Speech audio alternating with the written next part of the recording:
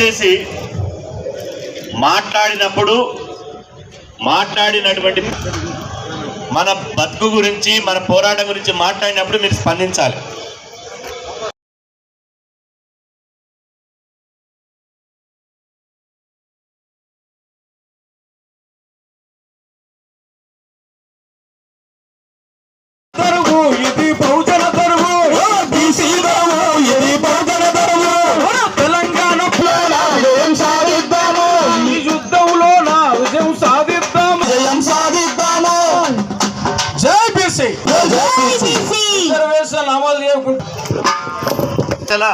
మసిలిపోవాలి, అవునా కాదా? సప్ప కూర్చుంటారా? ఈ అవకాశం ఇచ్చేందుకు కృతజ్ఞతలు తెలియజేస్తూ thank you sir, thank you Satyanarayana గారు, థ్యాంక్ యూ. మీసాల గణేష్ గారు ఒక చిన్న పాట పడతాం, ఎందుకంటే మా తమ్ముడు శ్యామ్ అందరూ పిడికలు బిగించాలి. జై బీసీ, ఒరిజినల్ బీసీ ఐక్యత, ఒరిజినల్ బీసీ జై బీసీ, జై బీసీ, జై బీసీ, బీసీ ఐక్యత, బీసీ ఐక్యత. చైర్మన్ 110 కులాల ఐక్యం చేసినటువంటి జాజల శ్రీనివాస్ గౌడ్ గారు, తెలంగాణ మొట్టమొదటి శాసనసభ స్పీకర్, నిరంతరం బీసీ నాయకుల అభ్యున్నతి గురించి పోరాటం చేసినటువంటి పెద్దలు అన్న మస్తానాచారి గారు, బీసీజేఏసీ వర్కింగ్ చైర్మన్ విజయకృష్ణ గారు, కో చైర్మన్ గణేశారి గారు, కో చైర్మన్ శేఖర్ సాగర్ గారు, సోదరి మణిమంజరి గారు, చెన్నయ్య గారు, మరి ఎంబీసీ కులాల నాయకులు, జిల్లా జేఏసీ నాయకులు, యువజన అధ్యక్షులు విక్రమ్ గారు, శ్యామ్ కుర్మ గారు, ఇంకా పెద్దలందరికీ దయచేసి అందరి నాయకులే కనుక క్షమించాలి. వచ్చినటువంటి బీసీ బిడ్డలకు, పాత్రికేయ సోదరులకు అందరికీ పేరు నమస్కారం. నిజంగా ఈరోజు ఈ దేశంలో 80 కోట్ల జనాభా, రాష్ట్రంలో 2.5 కోట్ల జనాభా, అంటే మన జనాభా ఓన్లీ బీసీ జనాభా అంటే ఈ ప్రపంచంలో 40-50 దేశాల జనాభా ఈక్వల్ టు 80 కోట్లు ఉంటుంది. 40-50 దేశాలు, మరి అన్ని దేశాలకు సమానమైనటువంటి సంఖ్య ఉన్నటువంటి మనం ఈ ప్రపంచంలో ఎక్కడైనా చూడండి మెజారిటీ వాళ్ళు పరిపాలిస్తారు. ఏదైనా కానీ హైయెస్ట్ మెజారిటీ ఎవరంటే వాళ్ళు పరిపాలిస్తారు. కేవలం ఈ భారతదేశంలో మాత్రమే, ఈ తెలంగాణలో మాత్రమే మెజారిటీ వాళ్ళ పైన మైనార్టీ వాళ్ళు పరిపాలిస్తారు.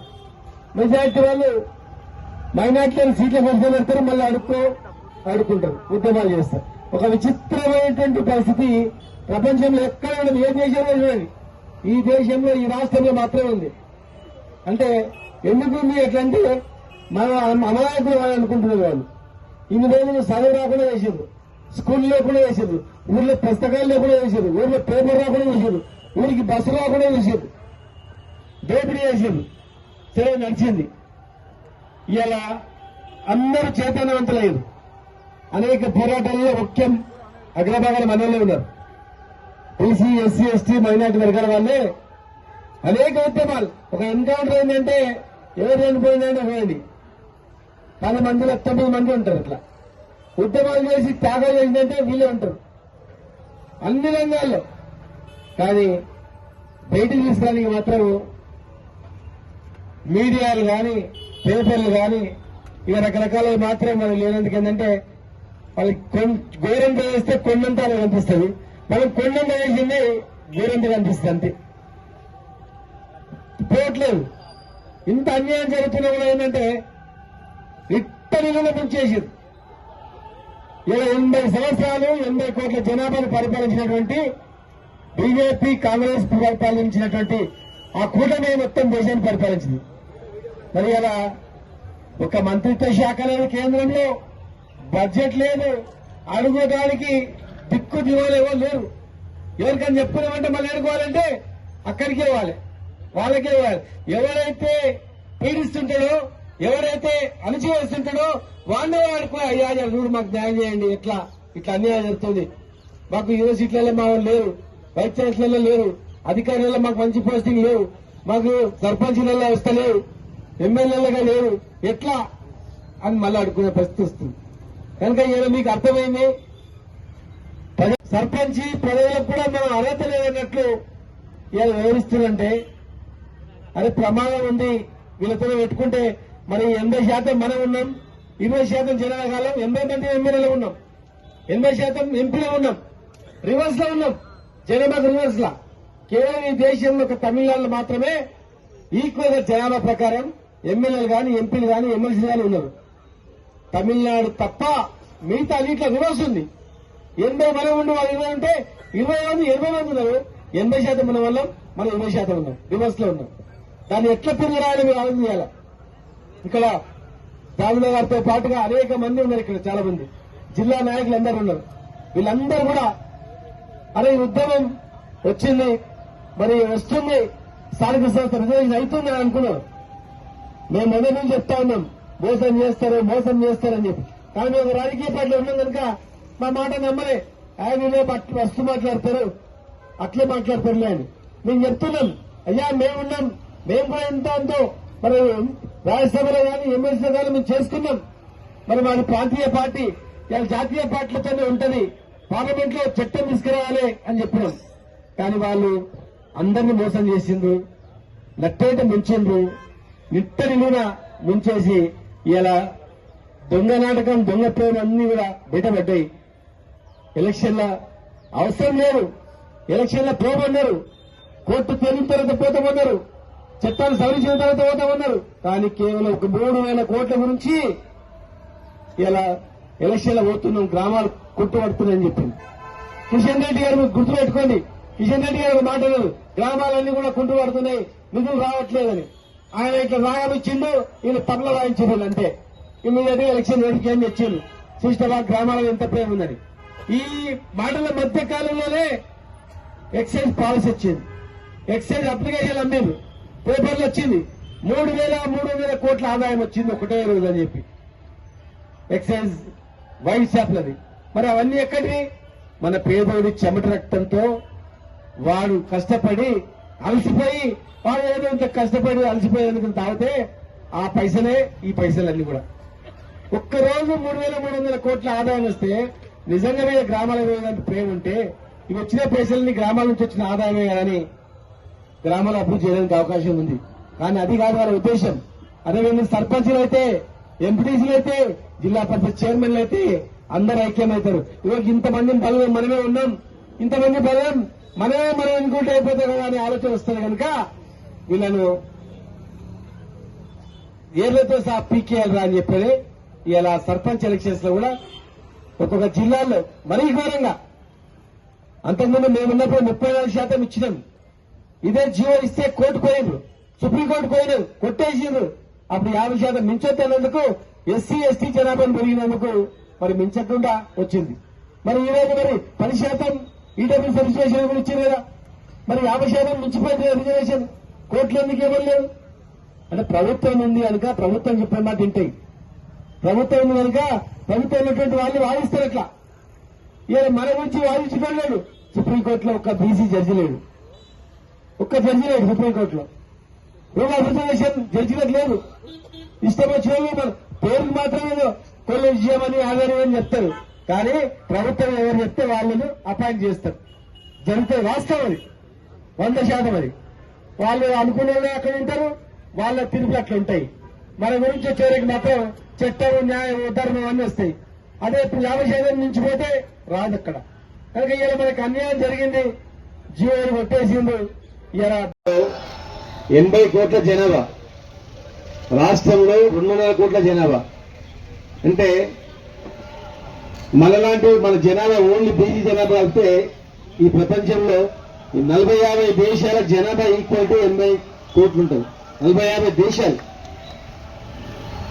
మరి అన్ని దేశాలకు సమానమైనటువంటి సంఖ్య ఉన్నటువంటి మనం ఈ ప్రపంచంలో మీరు ఎక్కడైనా చూడండి మెజారిటీ వాళ్ళే పరిపాలిస్తారు. ఏదైనా కానీ హైయెస్ట్ మెజారిటీ ఉంటే వాళ్ళే పరిపాలిస్తారు. కేవలం ఈ భారతదేశంలో మాత్రమే, ఈ తెలంగాణలో మాత్రమే మెజార్టీ వాళ్ళ పైన మైనార్టీ వాళ్ళు పరిపాలిస్తారు. మెజార్టీ వాళ్ళు మైనార్టీలను సీట్ల కోసం పెడతారు, మళ్ళీ అడుక్కుంటారు, ఉద్యమాలు చేస్తారు.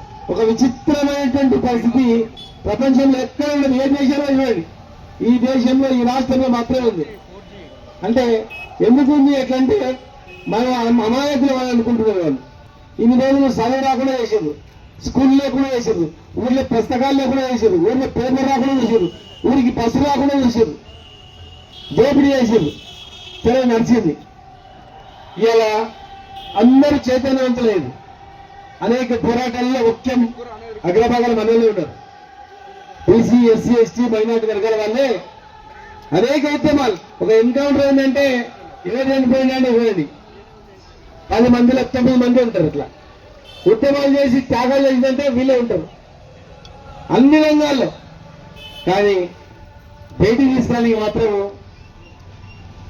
మీడియాలు కానీ పేపర్లు కానీ ఇక రకరకాల మాత్రం మరి లేనందుకు ఏంటంటే వాళ్ళకి ఘోరంత వేస్తే కొండంతాలు కనిపిస్తుంది, మనం కొండంత వేసింది ఘోరంత కనిపిస్తుంది. అంతే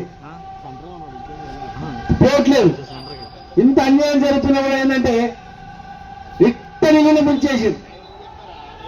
ఇలా 80 సంవత్సరాలు 80 కోట్ల జనాభాను పరిపాలించినటువంటి బీజేపీ, కాంగ్రెస్ పరిపాలించినటువంటి ఆ కూటమి మొత్తం దేశాన్ని పరిపాలించింది.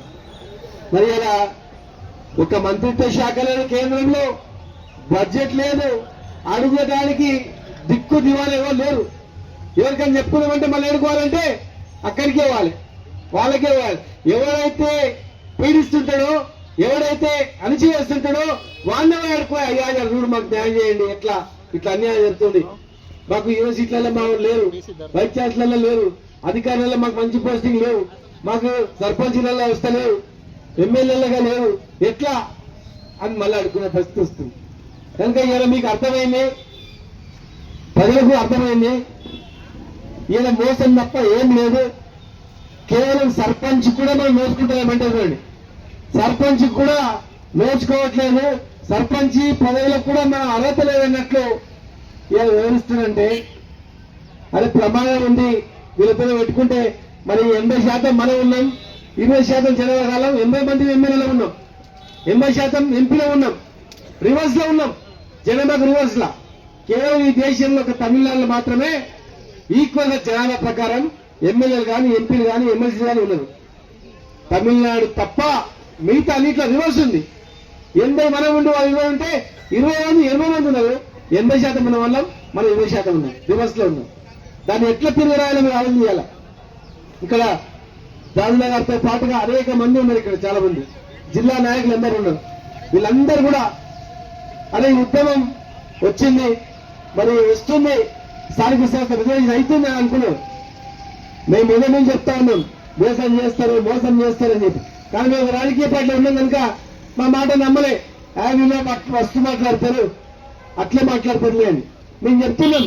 అయ్యా మేమున్నాం, మేము కూడా ఎంతో మరి రాజ్యసభలో కానీ, ఎమ్మెల్సీలో కానీ మేము చేసుకున్నాం. మరి మాది ప్రాంతీయ పార్టీ, జాతీయ పార్టీలతోనే ఉంటుంది, పార్లమెంట్ లో చట్టం తీసుకురావాలి అని చెప్పినాం. కానీ వాళ్ళు అందరినీ మోసం చేసిండ్రు, నట్టేట ముంచిండ్రు, నిట్టని నూనె ముంచేసి ఇలా దొంగ నాటకం, దొంగ పేరు అన్ని కూడా బయటపడ్డాయి. ఎలక్షన్ల అవసరం లేదు, ఎలక్షన్ల పోమన్నారు, కోర్టు తేలిన తర్వాత పోతామన్నారు, చట్టాలు సవరించిన తర్వాత పోతామన్నారు. కానీ కేవలం ఒక 3,000 కోట్ల గురించి ఇలా ఎలక్షన్లు పోతున్నాం, గ్రామాలు కొట్టుబడుతున్నాయని చెప్పింది కిషన్ రెడ్డి గారు. మీకు గుర్తుపెట్టుకోండి, కిషన్ రెడ్డి గారు ఒక మాట లేదు, గ్రామాలన్నీ కూడా కొట్టుబడుతున్నాయి, నిధులు రావట్లేదని. ఆయన ఇట్లా రాగం ఇచ్చిండు, వీళ్ళు తబలా వాయించారు, అంతే. ఇమీడియట్ గా ఎలక్షన్ నోటిఫికేషన్ ఇచ్చింది, చూసినవా గ్రామాలలో ఎంత ప్రేమ ఉందని. ఈ మాటల మధ్య కాలంలోనే ఎక్సైజ్ పాలసీ వచ్చింది, ఎక్సైజ్ అప్లికేషన్ అమ్మేది, పేపర్లు వచ్చింది, 3,300 కోట్ల ఆదాయం వచ్చింది ఒకటే రోజు అని చెప్పి. పాలక వర్గాల కళ్ళు తెరిపించాలి, దుర్మార్గం మీద ధర్మం న్యాయం గెలిచి తీరాలనేటువంటి ఆలోచనతో కార్యక్రమాన్ని ఏర్పాటు చేసినటువంటి చేయడానికి విచ్చేసినటువంటి మా ఆడబిడ్డలకు అన్నదమ్ములకు గొర్రె కసాయి వారిని నమ్ముతుందని ఇవాళ ఇంత చైతన్యవంతమైనటువంటి సమాజంలో మనమందరం ఆత్మవిమర్శ చేసుకోవాల్సినటువంటి సందర్భం ఇది అనేటువంటి విషయాన్ని గుర్తు చేస్తా ఉన్నాం. కారణం దేశంలో బీసీల ఇటువంటి దయనీయ దుస్థితికి కారణం 78 సంవత్సరాల తర్వాత సమాజంలో మెజార్టీగా ఉన్నటువంటి బీసీలు, తెలంగాణకు సంబంధించినటువంటి బీసీ బిడ్డలు ఇందిరా పార్క్ కేంద్రంగా మీరిచ్చినటువంటి మార్చి ధర్నా చేయాల్సినటువంటి దుస్థితి దేశంలో కొనసాగుతున్నది అని అంటే ఈ దేశాన్ని మెజార్టీగా ఎక్కువ కాలం పాలించినటువంటి పార్టీగా కాంగ్రెస్ పార్టీ దీనికి బాధ్యత వహించవలసి వస్తుంది. శాశ్వతమైనటువంటి శిక్షకు కూడా గురి కావాల్సి వస్తుంది అనేటువంటి హెచ్చరిక చేస్తా ఉన్నాం. ఈ రోజు కూడా 42% రిజర్వేషన్లను తెలంగాణ సమాజంలోని బీసీలు డిమాండ్ చేసింది కానీ కోరింది కానీ కాదు.